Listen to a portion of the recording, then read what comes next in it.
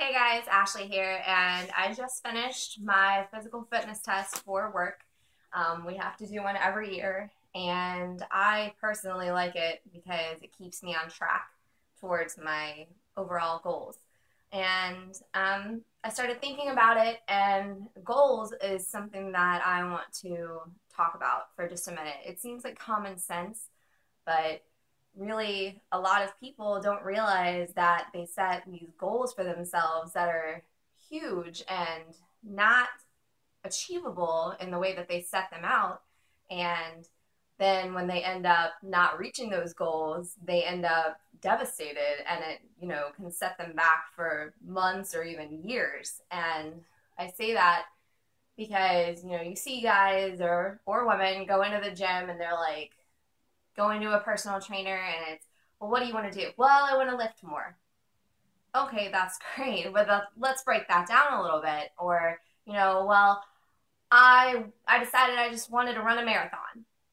Awesome. What are you going to do to get to that point? What are your short-term goals to reach that long-term goal? Because you can't just go into a gym and say, I want to run a marathon, jump on the treadmill and run, 25 miles. You have to slowly work your way up if you're not a runner. So the way to break down your goals, and this works for anything in your life, like at the beginning of the year, we all set New Year's resolutions and we're all like, I'm gonna get into the gym and I'm gonna be a better person and I'm gonna give more and I'm gonna whatever your goal is. We set these huge goals for ourselves for the year. And then the majority of the time, we either don't, prioritize those goals and make our actions focused on them so that we can meet them, or, we just set something so exponentially high and out of our reach that there's no possible way we could reach it. And then the next year, we just kind of reset the same goals. And you see it every year in the gym. January starts and it's this huge push. Like, there's no weight left untouched in the gym in January. And it usually goes until March. And then suddenly the gym is completely empty. And the only people left are those that have stuck to their goals. Not saying that everyone who starts in January doesn't finish and become a regular gym goer, but typically the number is pretty small. And this doesn't just go for, fitness. This can be applied to financial situations, being a better parent, being a better son or daughter, like being better at your job. Like, you have goals that are within each category of your life. And if you break each part of it down, you're going to become better overall if you can make it a priority and focus on it. So there's 5 things that you need to remember when you're setting a goal for yourself. The first thing that and this is called the SMART goal technique of how you can break each goal down. So the next time you set a goal, I want you to go through this 5-step checklist really quick. It's really fast in your head, and determine if that goal is achievable and something that you're actually like going to be able to do in small steps and reach that long-term goal. And then when you reach that long-term goal, then what? So then you pick another goal and you go a little higher. So these are the 5 things you need to remember with SMART. It's specific. That's the S. So SMART is broken. It's an acronym broken down. So the S is the goal specific? Like, you can't just say, like we were talking about earlier, I want to lift more weights. I want to run a marathon. Like, you need, like, specifically which marathon? How much more weight do you want to lift? Is there a timeline?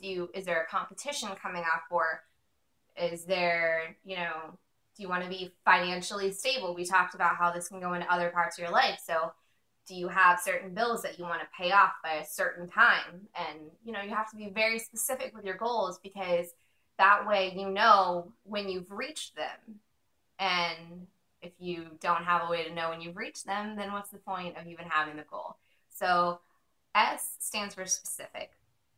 Then M stands for measurable. Is your goal measurable? If it's weight, then that's an easy thing to see. Like, oh, I want to lose 5 pounds, or I want to gain 5 pounds. Well, then when that 5 pounds comes off or goes on, you've reached that goal because it's measurable. Same thing with finances, or if you want a job promotion, well, if you get the job promotion, clearly, that's a measurable goal because you set something and then you reach that point. And so that's how you know by how it's measured that you have achieved it.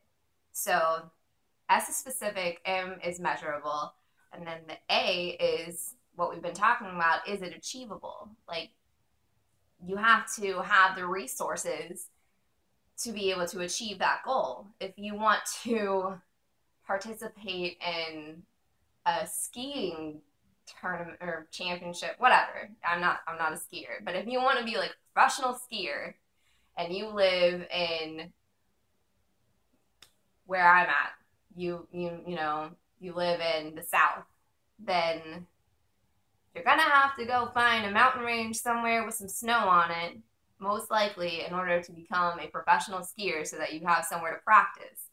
And you can't just be like, I'm gonna be a professional skier and I'm gonna go outside and I'm gonna run sprints and then somehow it's gonna transfer over. Clearly that doesn't make any sense.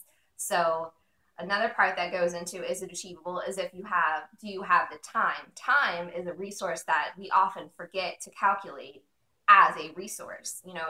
It's easy to think of something, like I said, like the equipment needed, but time is a resource that you have to have. You can't say, well, I want to, compete in a fitness competition when you have 2 jobs, you're a full-time college student, you're a full-time whatever, like whatever you've got going on. If you have so much going on that you can't adequately give the right amount of time to whatever the goal is, then you're not going to achieve that goal to the highest point that you can achieve it. And then you're going to set yourself up for devastation.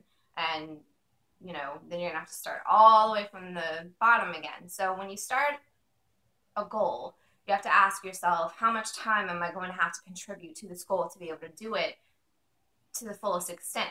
So, that's definitely a resource you need to consider.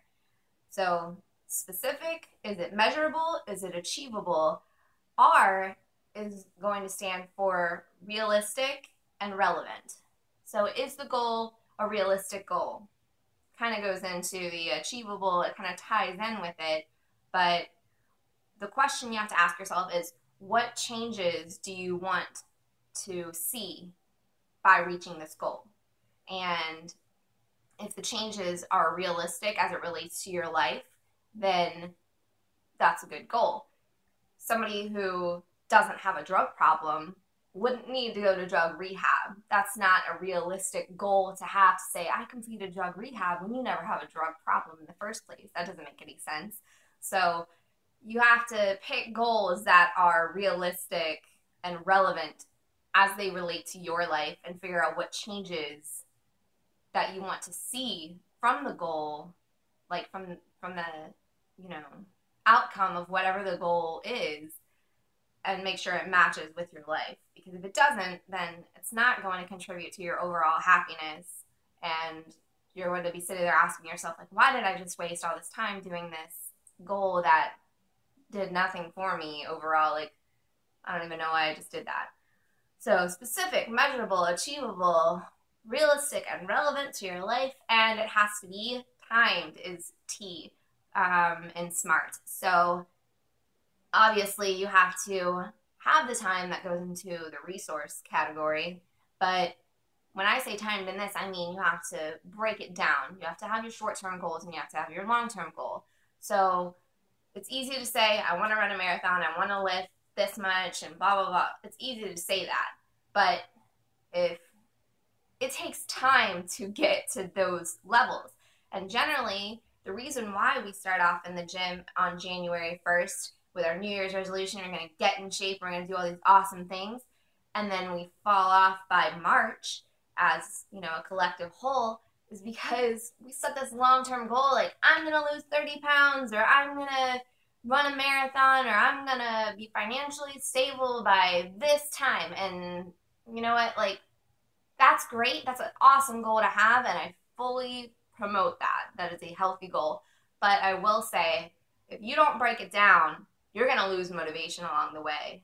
You're going to have a hard day. They happen. hard times happen all the time. And you're going to have that day, you're going to wake up, you're just not going to be feeling it. You're going to say, oh God, I really don't want to do this today. Like, I really don't want to go to the gym today. I'm so tired. I want to sleep. I'll just do it tomorrow. And then tomorrow is Friday. And then it's like, oh, I don't want to do this today. It's Friday. Like, it's the weekend. Let's get started. And you don't want to do whatever this task is, especially if it falls on the weekend. If it's Saturday and you skip the gym on Friday and you want to go, you have to make it up on Saturday. You're not going to want to go on Saturday. Especially in the summer, there's baseball, there's parties, there's whatever is going on in your summer life. There's camping, whatever you got going on. You're not going to want to do it on Saturday. Unless Saturday is your designated gym day and you've already decided you're going on Saturday no matter what, you're not going to want to do it. And then that's going to get pushed to Monday. And then, oh gosh, it's Monday. It's the start of the week. And here we go. All the stress from the week is coming along. And you're not going to want to do it. And eventually, slowly or quickly, it's going to build up. And then it's going to be 2 weeks since you've been to the gym. And then you're going to be like, oh, it's been 2 weeks, I don't know if I can get back into it. And then you'll start allowing yourself to make excuses like, oh, I guess this just isn't for me. I'm just not strong enough as a person. I'm just not like that girl or that guy, or I just can't do what they do, or whatever it is. You start getting down on yourself, and then it's suddenly March or July or whatever, and the people that have been in the gym the whole time have these amazing bodies that they've been working on chiseling all winter, and then you're you, and you could have had that, but you gave up on your goal. Why? Because you didn't have the short-term goals along the way to keep you motivated. So that's why time is important. Your goal has to be timed. You have to break it down into a couple weeks at a time. If it's a long-term goal, like 3 months of a goal. Like most comp preppers that are just starting out do 12-week preps. Okay, that's 3 months. That's a long time to stay motivated and be eating exactly like this many grams of this and this many calories and and a lot of people are like, well, I'm just not that disciplined. I can't do it. So how do they do it? Well, they have these short-term goals along the way. Like, oh, I'm going to eat, this many calories for this week, and the next week it might change. And then you have a whole new set of goals because you have a whole new set of calories or macros or whatever, and we'll get into all that later. But you have to have a way to time it. And that goes with anything. Like I said, your job, your finances. If you want to have your bill paid off within the next 6 months, then say, in the next 2 months, I'm going to have this much paid towards that 6-month goal. That way you're keeping yourself motivated and keeping yourself on track. So pick a SMART goal, make it specific, make it measurable, make it achievable, make it relevant and realistic, and make it timed. And I guarantee if you follow those 5 steps in picking a goal, you're going to pick a good, healthy goal, and you're going to achieve it overall. At the end, you're going to be sitting there looking back on everything you did to stay in track.